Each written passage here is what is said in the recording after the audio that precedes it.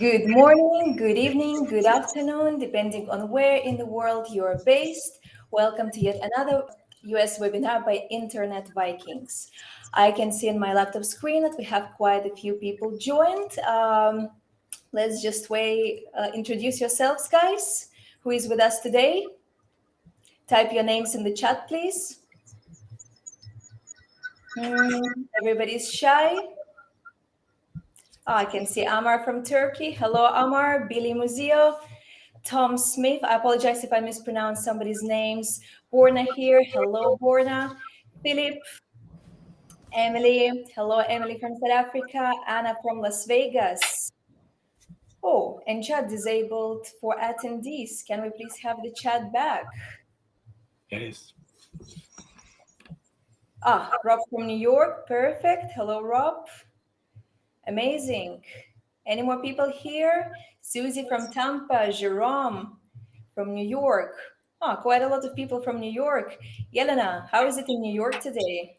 Is the Christmas atmosphere on yet? It absolutely is. We do have a little bit of foggy weather, so not quite Christmassy, but the spirit is certainly in the air. John from Austria, Sebastian from Brazil. Wow. Shean from Malta, Chicago here, Houston, New Jersey. Jesper, Richard, how is it in Sweden and Stockholm? Thank you. It's good. We have the Christmas spirit, and we also have the Christmas weather for it. It's 5-Celsius right now, so it starts to be winter as it should be, and we're just waiting for the snowfall to come. And we're super happy. Wow, that's good. UK, Caroline, Daniel from Uppsala, Sweden. Somebody else joining from Sweden. Grover from London. Fantastic. Okay, most of our viewers already know Yelena, Jesper have been doing those webinars for quite some time. It's the second US webinar done by Rickard as well, joining them. But for those who are with us for the very first time, would you like to take a few minutes to introduce yourselves? Perhaps we'll start from Yelena. Yelena, a few words about yourself. Yes, of course. Hi, everybody. Hopefully, a lot of you guys have attended our webinars, but to those of you who are here for the first time, my name is Elena. I am looking after our US market for Internet Vikings. We have been working on the US market pretty closely in the last 2 years when this thing started to heat up for the iGaming space. And we are excited to share the regulatory and otherwise knowledge that we have accumulated in all this time. Richard? Yeah, of course. And I'm Rickard, one of the founders of Internet Vikings, currently the CEO, and working a lot with on the technical side, infrastructure, what we can do together with our customers, and navigating the landscape of sports betting and iGaming in the US. Yes, and my name is Jesper Kärrbrink. I've been in this industry for quite some time, being the CEO at Svenska Spel, Mr. Green, and chairman in a lot of different iGaming companies, and one of them is Internet Vikings. And I'm really happy to be here. We always have a lot of fun doing these seminars together with Elena. Elena has this amazing expertise when it comes to the US, and Rickard when it comes to the technology side of it. And I'm just a talking head here, but it's fun to be here. No, that's an understatement, Jesper. It's nice to see so much audience joining from the United States, because when we started those webinars, it was predominantly European audience. So European industry representatives interested in moving into market, but judging now that so many people coming from the USA, now I can see Beck from Las Vegas and Jeremy from Florida, that it means people are expanding within the market as well. So it's nice to see so much industry straight from the place of action. 2022 has been a really eventful year in the US iGaming and online sports betting market, with New York coming into the picture, which was huge, and now Massachusetts joining in. So, and it seems like 2023 will continue the trend. So probably without any further overdue, since we have so many people online already, I should pass my microphone to the speakers, and we'll probably start with Jesper giving the market overview, Yelena speaking about compliance, and then Rickard picking up with the tech requirements. Are we all good to go? Indeed, we are. Thanks a lot, Julia. Nice introductions and a good warm up. And yes, as I said before, it's really great to see everyone here. I think it's more than 100 people pre-registered to this conference. And what you said there, Julia, about having more and more US people here. I mean, that's the way it should be, because this market is growing fast, and US is becoming a dominant region in the iGaming market and the sportsbook market, of course. So great to have you here. And I think we should just start with a small update on where we are in terms of states that has been regulated. So we could take the first slide, please. And if we look at this, there's a difference between, and this is a bit of a difference to Europe, basically, where you have online casino, you have sportsbook, and vice versa. While in the US, it's a bit different based on the Wire Act, where the IO Act applies and where the Wire Act doesn't apply. And I will ask Elena soon to dig a bit deeper into this one for us Europeans. For the US audience, this is very familiar ground. But if you look at this one, we have online sports betting today in 25 states. And we have iGaming as online casino in 6 states and online poker in 5 states. And this has come quite fast in time. But I would say that the interesting fact on this slide is what we don't see. I mean, there's another 25 states that potentially could have the sportsbook as it is regulated right now. And even if we don't get all the full 50, I think we will end up in the future in the mid 40s or something like that, because this is a product that everyone in the US knows about and basically wants to have and play, and it's good revenue for the states. And then we have basically 40 plus states also that could be iGaming states. And if we think this market is growing fast today and is big today, it's just the beginning. But we will come back to that later. But before we go further, couldn't you explain a bit, Elena, about the Wire Act, how it works, and why sportsbooks are within it, so to speak, and why it doesn't apply on the online casinos? Absolutely, Jasper. Basically, to give everybody a little bit of background is really iGaming market has started to pick up in the US ever since 2018. And what happened on May 14 was the US Supreme Court struck down a decision. It's called Professional and Amateur Sports Protection Act. It basically means that everybody now can pass sports betting and iGaming laws if they wish. But besides that act, we are also talking about Wire Act. Wire Act means that in order to prevent organized crime and everything, the states, sports betting cannot happen between the states' lines. So now the states, when they are gonna pass these laws to allow for the gaming and sports betting, they can do so, but only within the boundaries of their state. So it's important to know that both of those things when we're looking at the US and trying to understand where US is right now.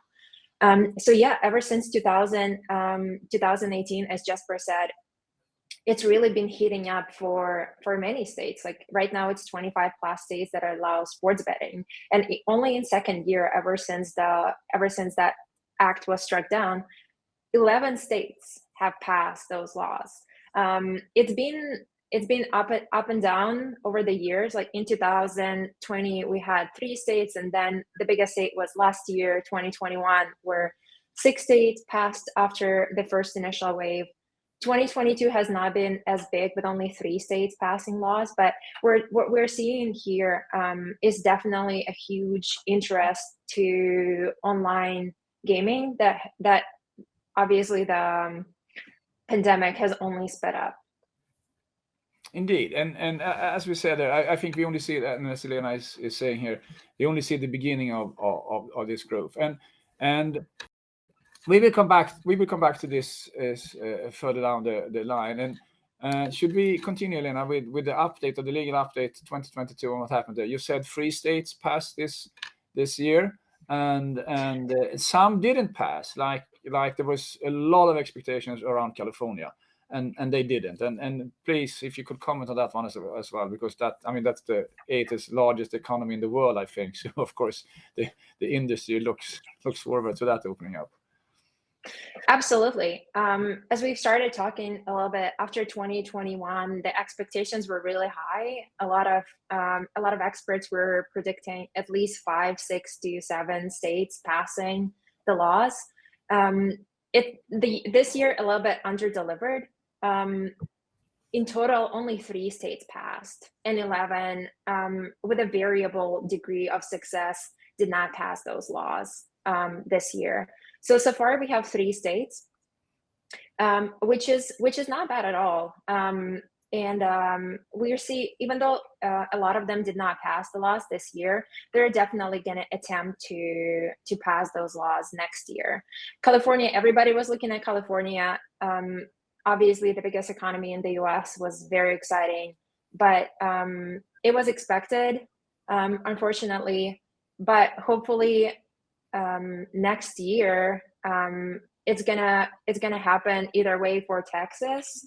A lot of experts are saying that the second largest economy in the U.S. is very likely to pass the law. So even though 2022 has a little bit underdelivered in regard of legalizing this activity, hopefully next year is going to be a little better. Good. Sorry, continue. Oh yeah, I just wanted to add that the 3 states that passed the sports betting, Massachusetts and Kansas, they're passing it on the model where there are multiple sports books in the state, which is great compared to states, for instance, like Oregon, where there's only 1 sports book. So all of these 3 states look really good to a lot of companies that are looking to enter those states. So it's definitely going to be interesting. Out of these 3, Massachusetts is the biggest with a population of 7 million compared to Kansas, 3 million, and Maine, 1.3. So it's definitely going to be exciting. There is already a huge appetite for Massachusetts that is going to launch next year. So we're definitely keeping a close eye on these 3 states. Good. And where are we on sportsbook states opening up for iGaming as well? Where do you think we are heading there? Absolutely, yeah. We'll talk a little bit about 2023 predictions and what happened this year a little further down the road. But basically, what happened is that these 3 states passed sports betting laws, online sports betting. There were no iGaming states this year, unfortunately. But again, what we're seeing is that there's more and more appetite in that, when we're hoping 2 to 3 states are going to be able to pass those laws next year. Good. And the both of you are working with the regulators and speaking to them on a regular basis. Why are the differences in the regulations? I mean, we have the same in Europe. There's one regulation in Sweden, there's another one in the UK, there's a third one in Denmark, etc., etc. And we have the same here. So what's the biggest similarities and what's the biggest differences? Of course. I do think because sports betting and online gaming is so new to the US, they're taking more of a cautious approach where, this new thing, it's so big and so massive. There are all these regulations that need to be in place, responsible gaming, how to do it properly. So I do think sports betting is something everybody can understand and something that is easier to launch. And a lot of states choose to start there. Instead of passing one big thing, they're going to pass something that something smaller and maybe start there and then see and build up on that, which obviously makes a lot of sense. And even when we look at the geography of the states that are passing the new laws, you're seeing that they are in sort of a cluster.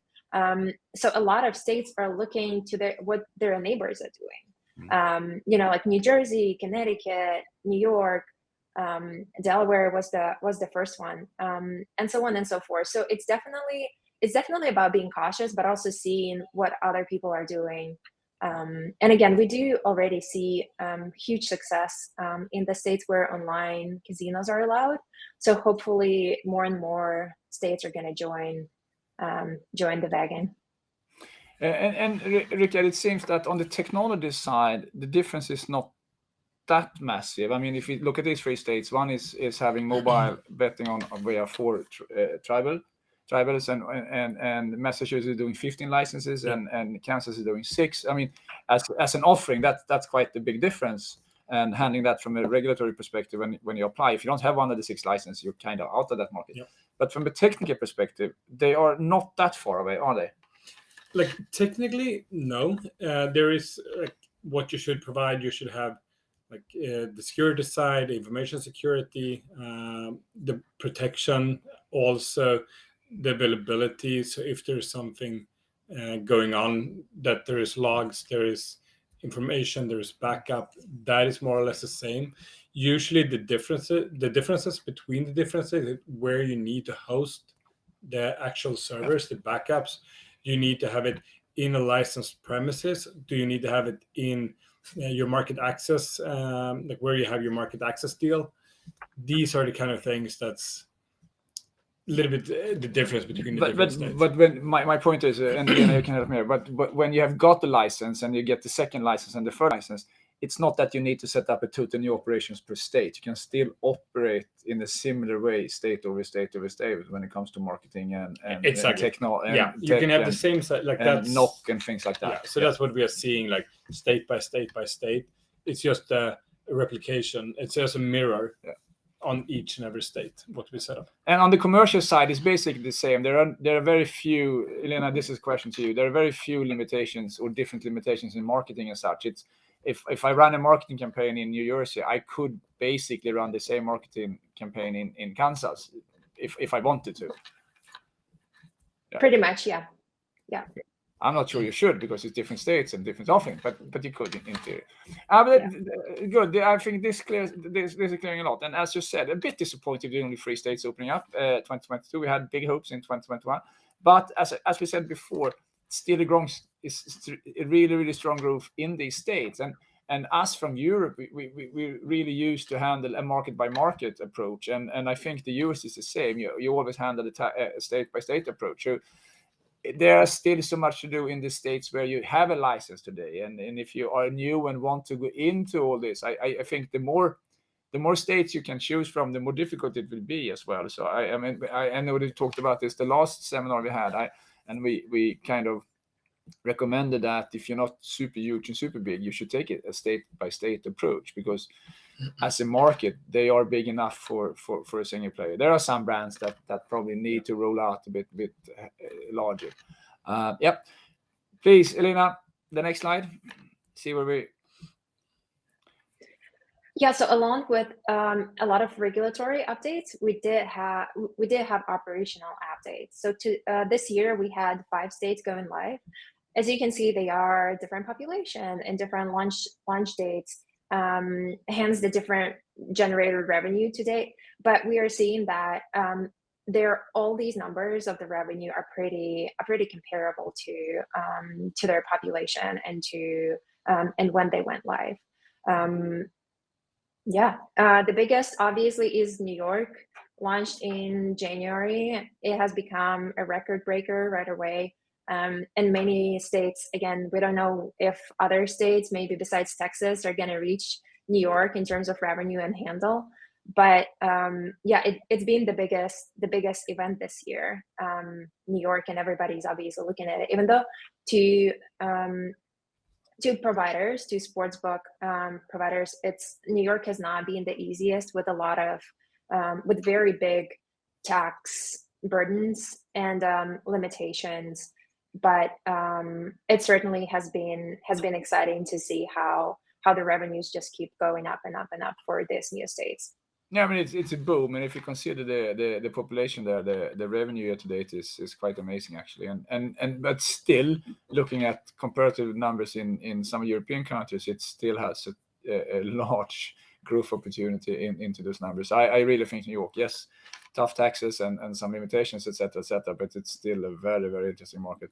And when and if New York opens up for online casino, iGaming as well, that will be. And I understand if you have a standard, you have a presence in New York as a sports book, then you have built a brand that you can also hook up the iCasino brand on. That could be a very, very smart play over time, but it's costly in the beginning. We know that there's some enormous marketing spend the first couple of months there from the big ones. So, but once again, it might actually pay off quite well in the end.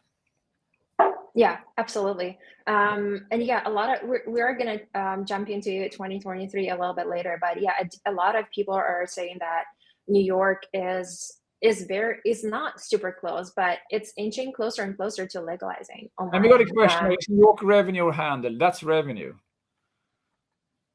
Elena. That is the revenue. Yeah, exactly. So it's quite significant. Are there any states where iGaming or the sportsbook has become kind of a disappointment in the general public or among the politicians and so forth? Is there any chatter about this? Not that I have seen, and I don't think you'll find that data, because again, like what we're seeing, every state that launches, like they do underperform sometimes a little bit, especially in the beginning, but overall it's growth month over month, year over year. So it's definitely a very lucrative industry to be in. And from some point of views, a lower growth could also be a positive thing when you speak to the politicians and so forth, especially here in Europe, where some markets are actually monitored on not growing too fast. Yeah, exactly. This is interesting, and once again, this is just a handful of markets that was launched 2022, and we will see 3 new ones coming here next year, and then I think we all believe that there will be perhaps even a handful 2024. Potentially, yeah. And again, hopefully there will be more states that are going to launch in 2023. So far, all of the states that have passed the laws, only these 3 ones should launch next year, and they will launch next year. But again, maybe, especially it's easier with the smaller states, like Kansas. Kansas passed the law this year, and they're already live since September.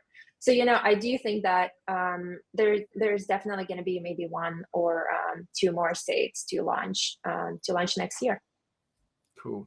And JD, you're absolutely correct. The population in New York is close to 20 million. The 8.5 is New York City. But since Elena is a city girl, we took that number. No, and it's still, even if we compare this with the 20 million, the 1.5 in revenues is still a really, really good number. And once again, it will grow. Yeah. Yeah. And this is an interesting slide as well. I mean, if you look at the total GDR for gaming or gambling in Q3, it's up 8.8%. And I think the general US economy was up 1.2, 1.3. And if you look at the year-on-year growth, year to date, it's 14.7. There's, of course, a post-COVID effect on this, where casinos open up again and more people are coming out and visiting the physical casinos. But if you look on the iGaming side or the online side of this, the sports betting is the total sports betting. There is absolutely, in that number, there are still some casino betting, but I would say that, Elena, 80% of this would be on the mobile or correct, so to speak. So if you look at this number, then 80% and 71% growth year on year, year to date, and then iCasino is in the 30%. And those numbers are amazing. But once again, back to what we don't see here. This is coming from a handful of markets, and we should also remember that we if you look at the European numbers, we're seeing the same kind of development, because this is the early adopters. The early adopters are coming from the land-based casinos moving over to online. And in Europe, we saw these growth numbers, double digits, up to the 30%, 5, 6, 7, 8 years, because that's the population that is moving over from bricks and mortar to online. And on top of that, you have all the new states here. So I would say that what we have here is kind of a growth bomb in being in the US. So if we have, each state in itself will continue growing quite strong. But then if you also add new states on that one, the total market growth for online will be high, really high. Exactly. And especially, Jesper, it's really interesting to see how literally in every category, we're seeing an increase compared to the same period, you know, in Q3 and even in the same period of Q1, I'm sure Q4. But what's interesting is that, you know, as we're coming out of the pandemic, and you know, people are coming, you know, maybe back to the offices and maybe to the land-based casinos at some point. But in the US, what we're seeing is also a massive inflation right now. And just besides the inflation, the gas prices are also really, really high. So, you know, states like California, where you don't really have statewide gambling and you do have 2 casinos, you know, south of LA, 2 hours from them, we're seeing that even though, you know, there are a lot of like economical hurdles, but the appetite towards the industry does not cease. You know, it's actually growing, which is really interesting. I mean, you're on to something there. I think you're right. The transformation from offline to online might be faster because people don't tend to travel and spend gas money on such. But also we know that the gaming industry is historically quite resilient to a slowdown in the economy. So it's one of the perks, it's one of the entertainments that you still give yourself, so to speak, and think and believe you can afford. And so I think those numbers, even if we see high inflation, we see a bit of a downturn in the economy, I think we still will see pretty high growth numbers here and green arrows pointing up. And Rika, when you speak to customers, is this the picture they are giving, or yeah? No one is saying that we are slowing down due to. Absolutely not, and especially with new states opening up. So it's more like if we are working with a customer in one state, then it's a new state, then it's the next one, and then the next one, and then the next one. It's always what's happening the next quarter. Yeah. What states will we start and open up? Where we will launch the next quarter? That's the discussion. And exactly. So once again, I think we have some pretty interesting years ahead of us, and that's also the American entrepreneur's way of doing business. You kind of look at opportunities, and I think we see the same with the regulators in this. They're very, we're coming back to that one, but they are quite supporting this one. Let's see. AM, will you be sharing the deck later on? Yes, we will. So the deck will be available for everyone. And basically, this is a bit what we talked about, Lena. What we see here is the add-on effect for each state that comes. The market kind of double, not perhaps doubles, but the growth pace doubles basically. And once again, we are on a handful market on iCasino, and we are on half of the potential markets on sportsbook. So we have the underlying growth, as you can see. Each of these bars are getting wider and wider to the right, and we're adding more and more bars or feeds on top of each other. So that's the cumulative effect that we will see, and this is really driving the growth. Any comments here, Elena? We can see the Q2 drop in 2020. That's quite understandable. That was expected. But yeah, the cumulative effect that you mentioned is something that we see, that we just continue consistently seeing, and that's why I think even the states that have not legalized online sports betting and online gaming yet are really looking to do that, because again, as there's still inflation going, states are looking for sources of revenue, into the budget. So I would say that, as complex as legislative process can be, that the regulators are also the lawmakers are really motivated to see this additional revenue stream coming into their states funding. So that's why we do think that 2023 is certainly gonna be exciting. Exactly. So launch of 2023. We have the free one we talked about earlier, the Massachusetts, Maine, and Ohio, and then the two more there. They're likely to introduce sports betting and online casino. Could you elaborate a bit more on that? Because those are, of course, super interesting. Yeah, like we talked earlier, there were 11 states that introduced the bills, but they died at one point or the other in the process. We do think that many of those states will try to reintroduce the bills again, especially the ones that advance pretty far down the road. The states that are very likely, obviously they are not all of them, but we based on the research that we have done, a lot of experts consider these states to be the states that are going to reintroduce the sports betting bills. And Texas is on top of that, because what we have seen, I have seen some experts evaluate between 55 and 60% of Texas actually passing a sports betting law. You know how us in the iGaming industry like to make predictions and talk about percentages and likelihood.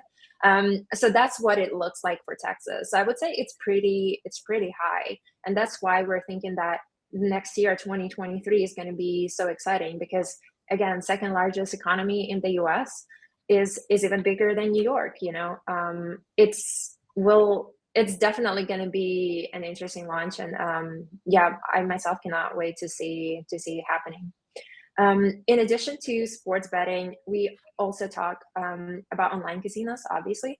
Even though 2022 has not been the most successful in that regard, we are seeing a lot of movement in Indiana, Illinois, and even New York with regard to passing online casino laws.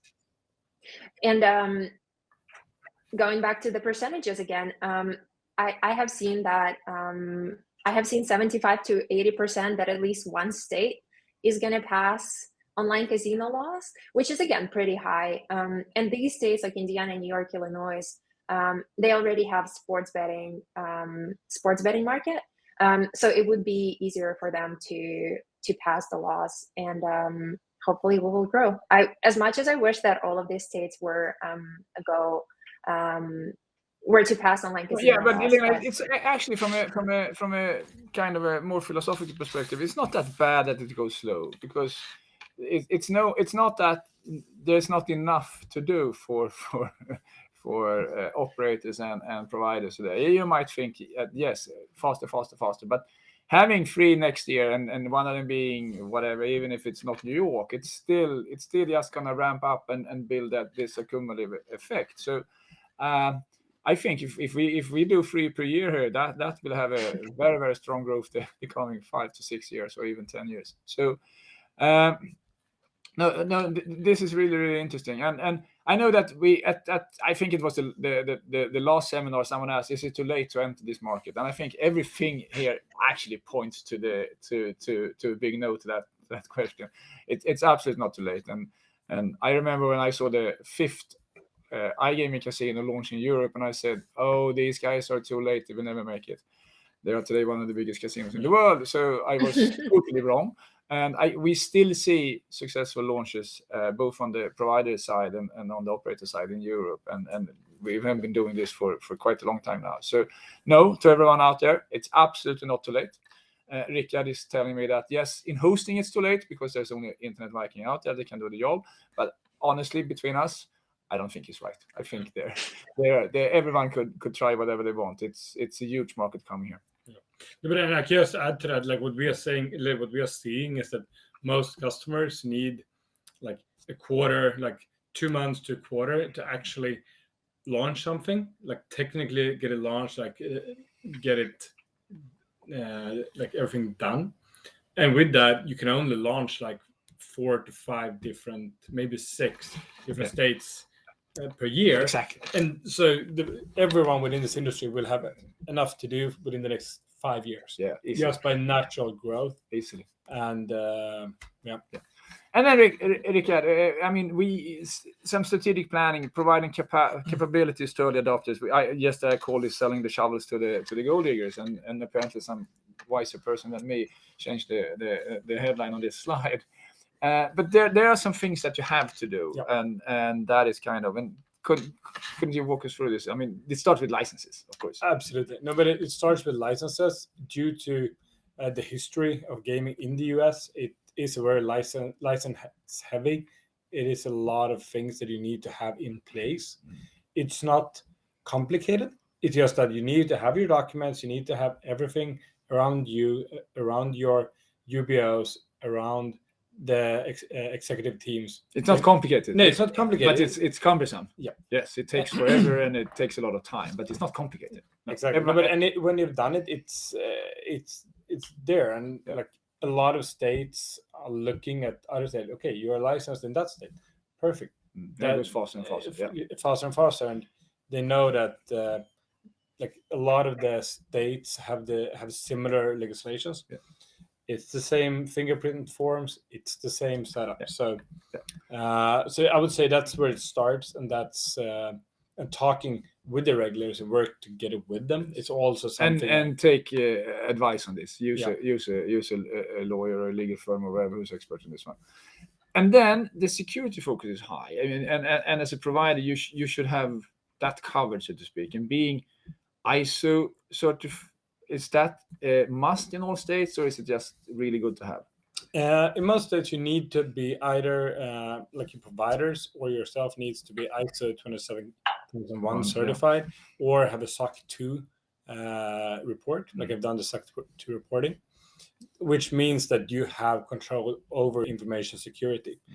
It's not about having locks on your servers. It's about information security, that your player data, that your privacy information, that you have control over what you're doing. Yeah, and this is also quite basic. And we also know that most regulations, both in the US and in Europe, is actually based and built on the ISO standard. So this is something you should do as a company, even if you're small or large. It doesn't really matter. You should take the time to do this. Yeah, absolutely. No, but and it also helps the organization to be more secure, because the iGaming industry, the sports betting industry, it is an industry that's targeted by hackers, by someone doing ransomware, doing fraud, and that's why it's so important for everyone within the industry to have these kind of like security add-ons.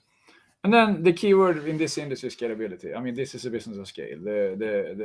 When you scale, the real big profits are coming, and that's why we see all the emerging acquisitions out there. The larger will get larger, because then you get more profitable. But also when you plan this, you have to plan for scale, like hosting and these things. And how do you do that? Do you buy a lot of service? Do you spend a lot of money up front, or? What we try to do is literally take that on as a provider, that kind of that cost, and be able to, so the customer can provision what they need, and they don't need to buy a lot of servers. They don't need to have a lot of servers on the balance sheet. We take that on, and everyone in 2022, 2023 want to buy hosting and compute power when they need it, because that's the way you should be doing it for the last 10 years. Not buying it, having it sitting, just costing money in a data center. But this is a bit key, because you need to have physical servers. You need to store them somewhere, and you need to run them and operate them. And basically, that's what Internet Vikings is doing. Yes. Instead of me, and I can focus on doing the business. Exactly. I had a meeting with one operator just the other day here. That's like, where he worked, it was like we had servers in our basement to be able to ship to different states. It's like, that's not what you as an operator should be doing. You should have a provider that helps you with that, because that's how people want to buy compute power. But having that said, on the other side, you have a hardware shortage today. I mean, we can't. It's super difficult to source technology stuff today, like servers and routers and things like that. Are you building yourself, or you have a how you cope with this? No, we build it ourselves. We good. So we're working with our vendors on that, and we buy servers like 3 to 6 months ahead. So we, like, with our planning, we can see a little bit what we have in our pipe, how we work together with our customers, and see, like, also on the legal side, if 5 states open up in February, then we probably need more servers. But if they open up in June, then we probably need more servers in June. And these are the kind of things we work on, not daily basis, but on a monthly basis, just to understand what kind of need we have. So we don't have servers sitting in our basement that's not in good use, because that's a cost and we don't want that. So it's always that balance, but that's our job to make that efficient. Exactly, and we taking the Internet Vikings taking the risk there, so to speak, and being a bit ahead. Yeah, good. And you met a lot of regulators, and they come out as quite professional when it comes to what they are doing. They understand why they are regulating, and they understand the business needs, etc., etc. What's your view on that? No, but absolutely. Like, I've traveled around. I've met so many regulators the last year. At G2E, we met with a lot of them. You sit down, talk, understand the challenges they have, and also the possibilities. And what we are seeing is that they really want to really want to change. They want to understand. They want to make it easier for the industry, but at the same time make it secure. So it's not. Yeah, they have to regulate. It is a regulation for a reason, because it is it's a market that needs to be regulated. Yeah. But on the other side, they're very professional and also open to ideas what to do and how to do things within their legislation. And then I think we have already covered this one, but the last bullet point here is it's still an early market, Yes. and I mean we can just underwrite that. Yeah. It's we have said that for the last 5 slides. It's still the same thing. It's early. It's early. It's early days. Okay, good. We have a question here. What are the steps to set up a new business in the US? And then we got a reply from BK. Depends on the state. Yeah, that's absolutely correct. But Elena, if we take the overall, that question is particularly good. And if we take the overall, what is needed? Where do you start? I want to enter US as a provider, or I want to enter US as an operator. Where do I start? It's a decision taking. Of course, you start with, again, the registration with the state, because you do have to have it to do business in every single state. So that's usually, the step one that Internet Vikings also does, is that we register with the state, and then you start looking at your technology providers, because again, it's all based on the state-by-state cases. So we do, like for instance, we do need to have data centers in every single state. And that's you as a provider or an operator. This is something that you need to also think about, that there has to be a location in every single state. So we identify our technology providers and start working on the licensing. It's not a rocket science. It's a very short bullet list, but having all of the corporate stuff out of the way, licensing stuff, as well as technological stuff, is usually a good 3-step plan for every state. Good. So you start with register your company.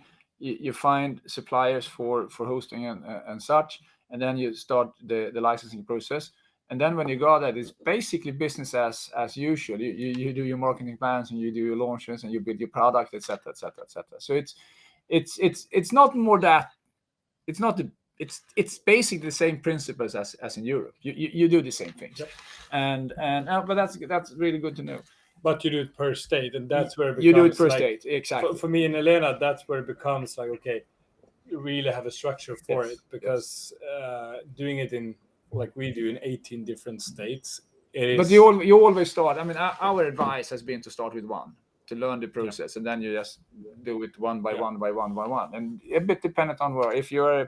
If you are an operator and you plan to take New York, well, that's a chunk to take, and it might be that you stay there for a year or 2 or 3 years. Yeah.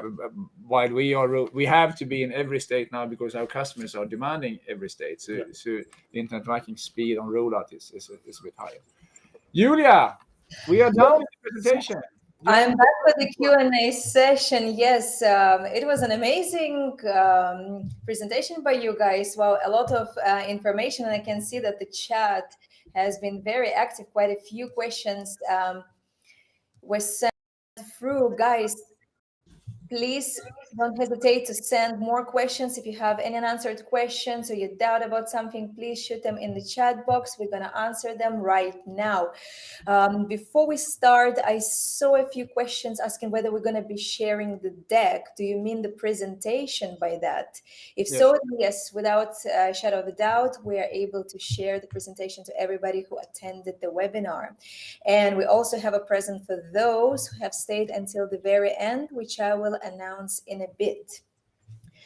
So without any further delays, let's start with the questions. So do hosting prices vary based on the location? I mean, different states, or is it more or less the same? If it does, then what factors affect the price? But I can say that it varies a little bit depending on the availability of data centers in that state. In some states, there is just one data center. In some states, there is 2. In some states, there is like very high bandwidth costs, but it's marginal, I would say, compared to other costs, but it varies a little bit. Not a viewer's question, but a question for me would say, oh, do you have any recommendations how to cut down the costs? No, but don't buy everything at once. Buy compute power when you need it. We have our private in-state cloud that can be used in every state, like more or less every state, that you can, you only buy the capacity when you need it. That's the easiest way to save money on hosting. When you have a lot of players, that's when you should have a lot of compute power. If you don't have any players, you don't have an RGS running, then you shouldn't need so much capacity. Great, thank you very much. And another techie question probably is going to be for Rickard as well. Hi, is the process of scaling up hosting infrastructure different in different states? I'm mainly interested in the process in New York, Massachusetts, and New Jersey. I would say New Jersey. If you're working with a cloud, it's not, you can just scale it up within there. Usually, depending how much you scale it, you might need to submit a new architecture diagram to DG to describe what you're doing. Looking at New York, you need to have it in one of the licensed premises in New York State, which requires a little bit more time. It requires a little bit more efforts than just going to like a state where you can put it in any other data center. Massachusetts, I don't actually know top of my head exactly what's like how quick and the regulation of a scale up. Enrique, when you talk about cloud hosting, that's in interstate private cloud hosting. Yes, to speak, yes. That's the Internet Vikings in-state cloud. Yeah, exactly. There's so many different cloud providers across the world. It's some of them have built huge ones that only have like Amazon. They only have like 4 data centers across the entire U.S. And that's a problem for them because they can't provide anything they need to work. They can't from those data center. They can't follow the regulation. Exactly.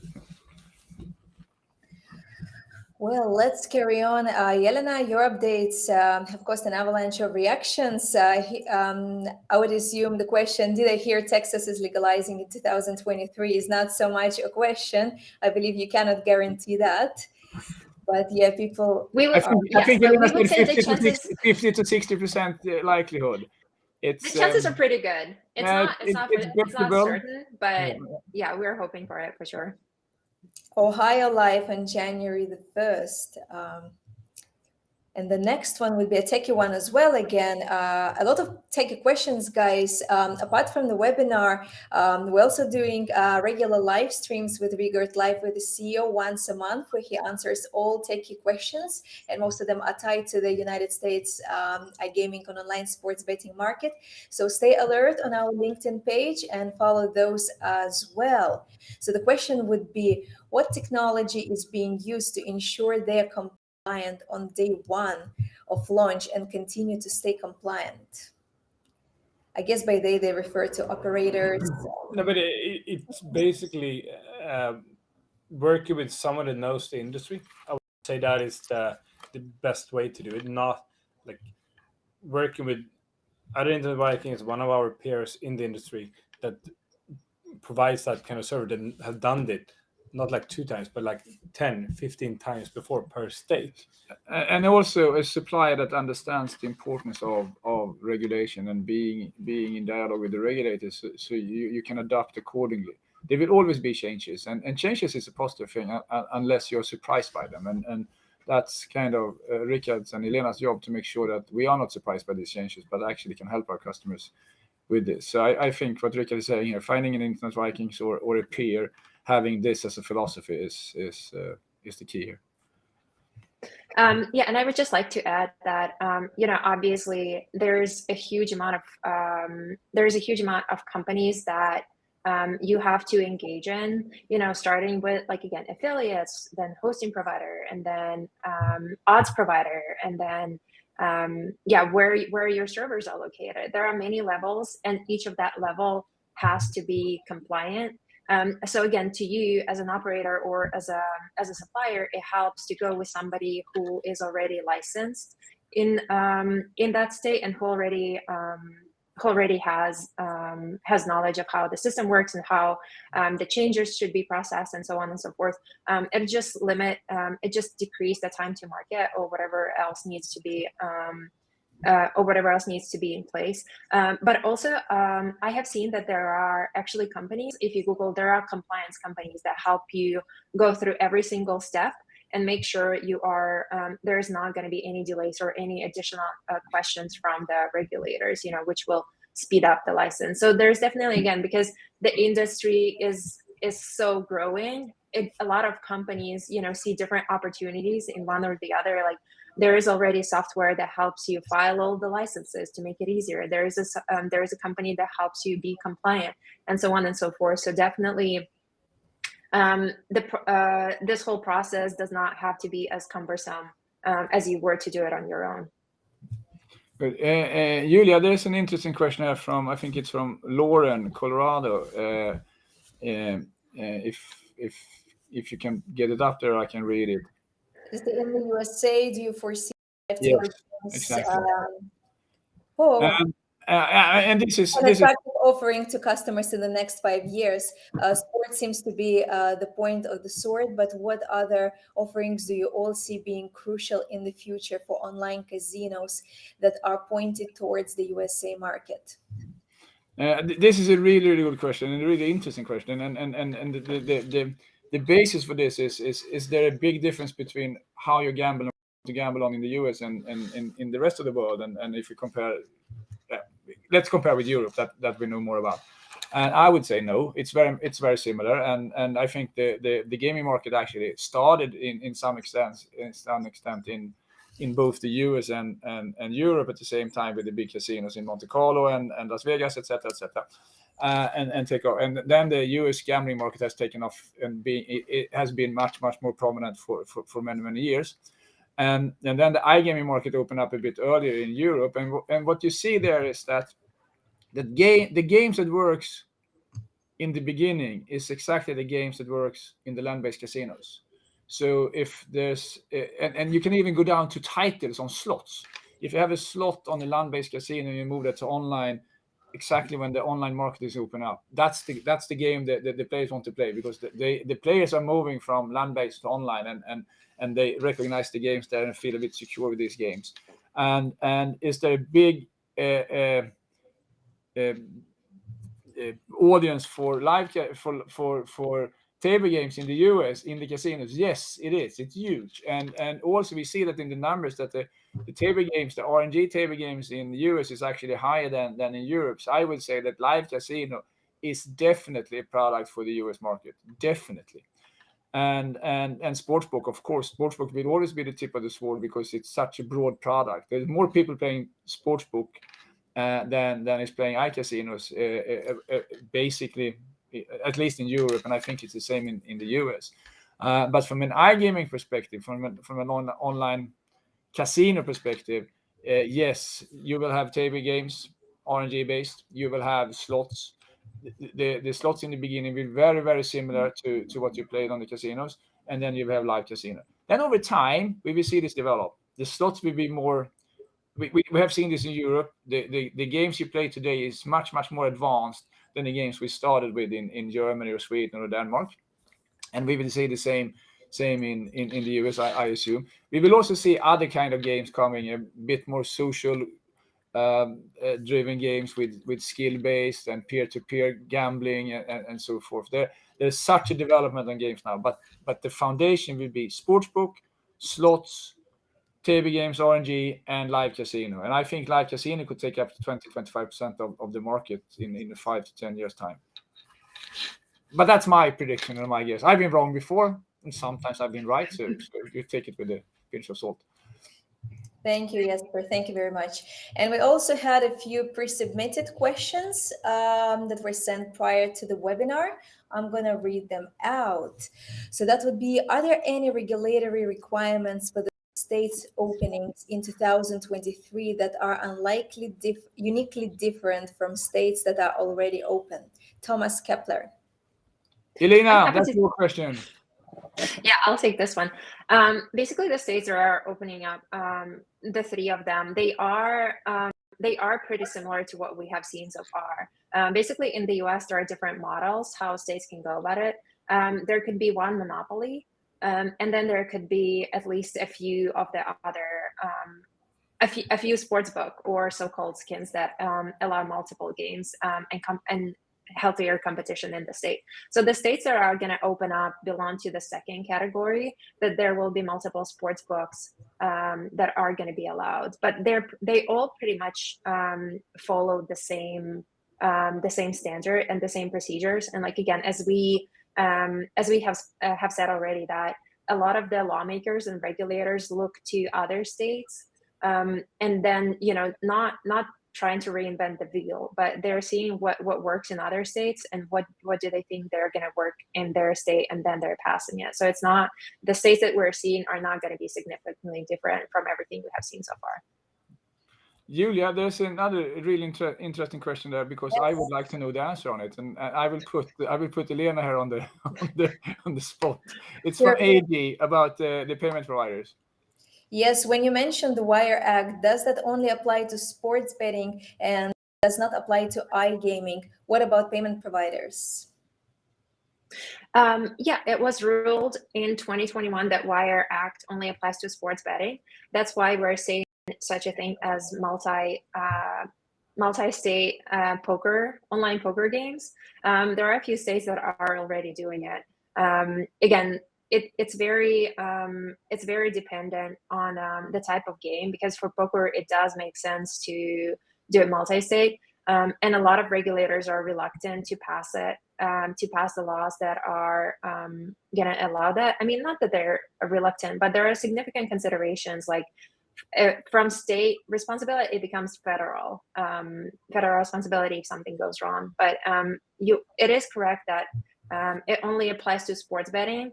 Now, if there will be any multi-state casino games, I don't know if we're going to see that. The chances of that happening. But Elena, the key question is, what about payment providers? Are they within the Wire Act or not, or are they local? Are they by state, or can they have? Or perhaps that's a theoretical question. If you don't have a game post states, you don't need to have a wallet post or cross states either. Exactly. Yeah. Basically, everything has to be contained in a state. And even though Wire Act does not necessarily apply to iGaming, that you still cannot play from the other state. Like me being in New York, I cannot play a casino in New Jersey. So even where the Wire Act is not applicable, there are geofenced.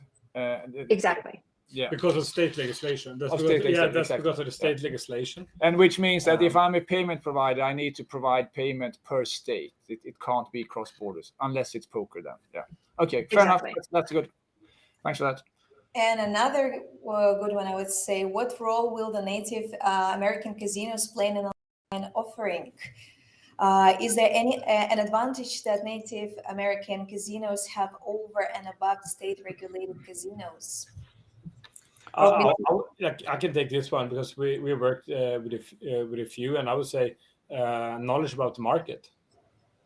There is 50 different markets here, and if you take a market, and they're so local, and taking those local markets and know what people want to have in that market, that's what I would be.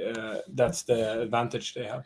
And Elena, is there any advantage for the tribes in? Can they offer iGaming casino faster than a non-tribe, so to speak, in a certain state? Do we see such an example? We saw one example here that they have the online sportsbook. I think it was Ohio or Maine or whatever it was. Are there such differences as well? Yeah, for sure. I would say that Native American casinos are involved in the process in a way that where there are tribes in a state, if the state is looking to pass the law, they would have to account for those casinos, because it's usually a negotiation because some part of their business is now going to be taken by online. So they absolutely have to be included. And again, there are states where there are no tribes.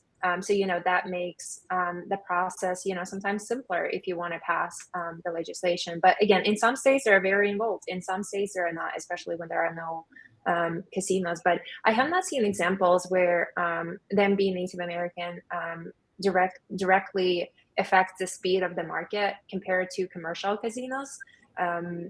So yeah, not in that regard that I have seen. I would say we see that they start geofence.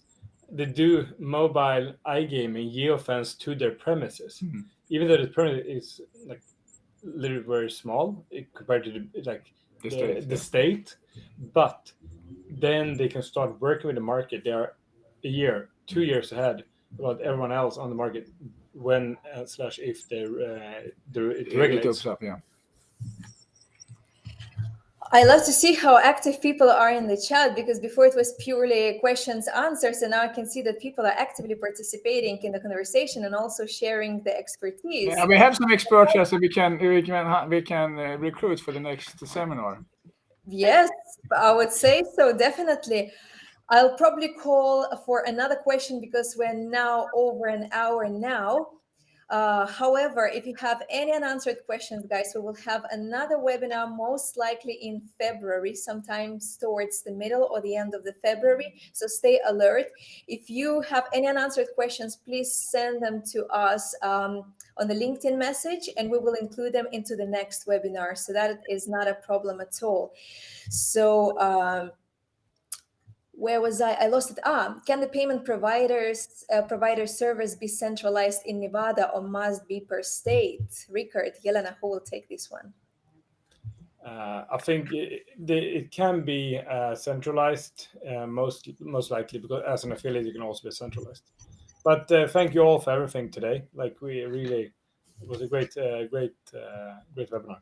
No, it was. Thanks a lot, and it's so fun to have all the people here and the engagement for everyone. And as we said it before, there's some really experts out there, and that's fantastic. And yeah, Elena and Rickard and Julia, thanks for arranging this. It's amazing. Thank you for coming, as always.